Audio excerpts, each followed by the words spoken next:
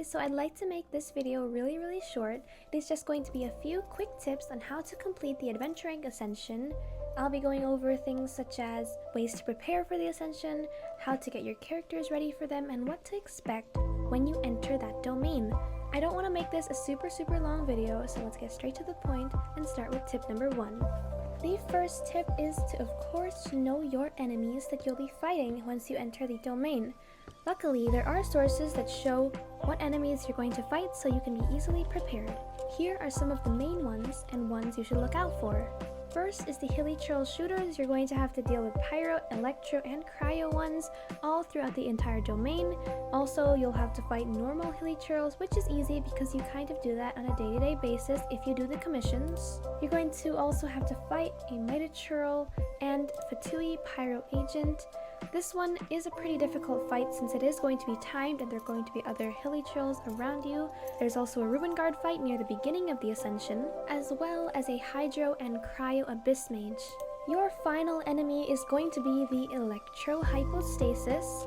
I have a guide on how to fight the Electro Hypostasis if you're not familiar with that, but if you've reached the point of Ascension, I am pretty sure that you've at least fought the Hypostasis once if you have an Electro member on your team. Even if you are fighting the Electro enemy, you still want to bring an Electro member on your team so you can utilize the elemental reactions. The next thing to know is the orders in which the enemies appear in. At the start of the Ascension, you're going to fight 2 hilichurls, and then you're going to have to fight a Ruin Guard along with a Wooden Shield mitochurl at the same time. So just know where your opponents are and you'll be able to navigate around them really well. Next, you're going to have to go through a few lasers where there's a Hydro Abyss Mage and some hilichurl shooters around there. And then there is a Wooden Shield mitochurl and an Electro hilichurl shooter and a Cryo hilichurl shooter. The next thing, which is one of the hardest parts, is the timed challenge. You have 480 seconds to defeat 4 Electro hilichurl shooters, 2 Pyro hilichurl shooters, 2 Cryo hilichurl shooters, and 1 Fatui pyro agent. It seems like a lot, but if you just know where enemies are, then you'll be able to manage the fight a lot easier. Then you'll have to fight 2 Cryo hilichurls again, and then 2 Abyss Mages, one of which is Cryo and the other is Hydro. Be careful not to freeze because freezing during the fight is not going to be very good. The last one is the Electro Hypostasis, and after that, you can get the rewards from your Ascension. The next thing that I like to say or really recommend when you do this fight is to make enough food. Unlike Spiral Abyss, you are allowed to use food like attack boosting food or stamina food. Another very good use of food is to heal your characters during the fight. If you haven't made this already, I recommend making the NRE menu 30 because you can hotkey the food right into your inventory right here. It shows up in the Z key if you are a PC player, so that if you need to give more food to your characters, all you have to do is click the Z key. Some great options are the attack boosting dishes if you want to make the fight go faster, or if you think your characters don't have enough good artifacts or their weapons are underleveled. You can make some crit rate food if you have the supplies for it. You can also make physical damage increase dishes or just basic attack dishes. Stamina food is also really good, like sticky honey roast, so that if you're running around and you don't have a lot of stamina, it won't run out so quickly. So if you're fighting a Ruin Guard and it starts spinning and you're about to get into its little circle, having stamina food can really help you so that you are able to get away from that spinning Ruin Guard and save your characters. Having revival food on hand is really helpful. It just might save your characters.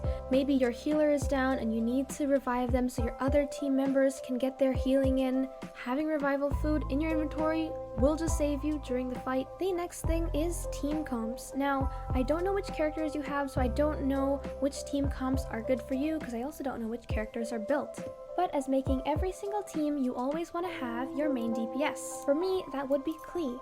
If you run a freeze team comp or a melt comp, then you want to have Cryo and Hydro so your enemies can freeze. However, you do have to fight a Cryo and Hydro Abyss Mage, so those elements might not be useful for your fight later. Hydro also doesn't have that much damage onto the Electro Hypostasis. That's why I always like to go with Pyro or Cryo, so I have my Klee and my Rosaria on my team if that's what you want. The next thing is a healer, which you're going to really want because the Ascension takes a very long time. Unless you just speedrun everything, you one-shot things, then I don't know if you'll need a healer. But I have Jean because she generates energy particles. I have some energy recharge on her, and her burst does a great amount of healing, and I think it's really helpful for my team. Lastly, having an archer can really help if you need to shoot abyss mages from afar, and also to power down the ruin guard. If your Amber is built, Amber helps a lot in the Ascension. I actually used Amber, my level 18 Amber, during my 3rd Ascension, and she went perfectly fine. I didn't even have to revive her.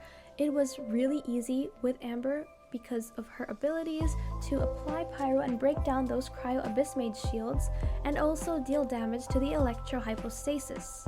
If your Amber is not built, having Fischl or Kujosara are also really good options.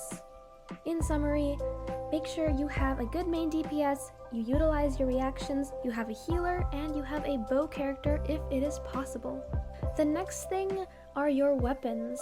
If your weapons are not the maximum level that they can be, you are missing out on a lot. Unlike characters, since they don't receive any XP after defeating enemies, you're not really losing a lot from leveling up these weapons.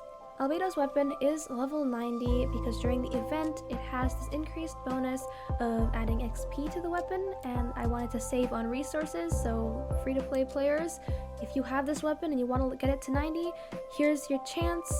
Even if your characters are not leveled up, if you have the right artifacts on them and the right weapons, they can do really well. Hopefully you found that helpful, and I wanted to make sure it's not too long of a video. Good luck to anyone doing the Ascension quest. I know my first Ascension was extremely hard, but you'll get through it. I hope you're more successful after following a few of these tips. If it doesn't work the first time, remember you can always try again. You got this, guys. Good luck, and I'll see you in our next video. Bye!